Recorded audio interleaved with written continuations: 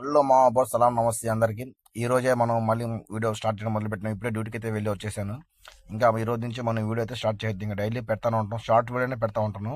వీళ్ళందరూ అయితే బాగా ఫుల్ నిద్రపోతున్నారు. భోజనం వచ్చేసిందంట, లేపితే ఒక్కడు కూడా లేచేట్లేడు.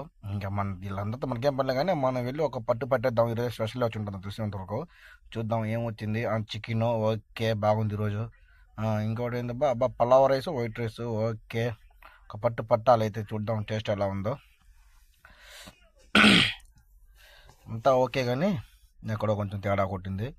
చికెన్ ముక్క అయితే నోట్లో వేసుకున్నాను, కానీ మళ్ళీ తీసి పడేయాల్సి వచ్చింది. ఎందుకంటే రోజు రోజుకి ఆదిల కాడ లెక్కన అయిపోతున్నాను. నేను కూడా చికెన్ తినలేకపోతున్నాను. మా ఇంట్లో మాత్రం అది ఎప్పటి నుంచో ఫ్రిడ్జ్లో ఉంటుంది. దాన్ని సరిగ్గా కడగకుండానే వండేస్తారు. దీనమ్మ అది తినాలంటే అసలు ఎలాగో ఉంటుంది.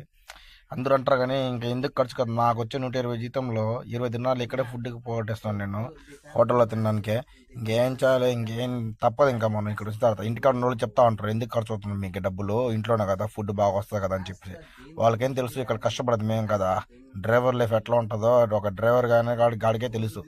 ఈడున్నాడు ఎప్పుడు చూసినా గురకాట కొడుతూ పుట్టుకుంటా ఉంటాడు. ఇంకేమన్నా అంటే ఎగస్ట్రా మాడతాడు ఈడని చెప్పేసి. అది ఈడున్నాడు పైన. ఇద్దరు ఒక రాష్ట్రానికి చెందిన వాళ్ళు వీళ్ళు. వీళ్ళ వీళ్ళ రాష్ట్రం పైన నాకు కోపం లేదు, కానీ వీళ్ళంటే నాకు మండిపోతూ ఉంటుంది. తోటి మనిషితో ఎలా నడచాలో కూడా తెలియదు. దొంగలు. సరే మీరు నన్ను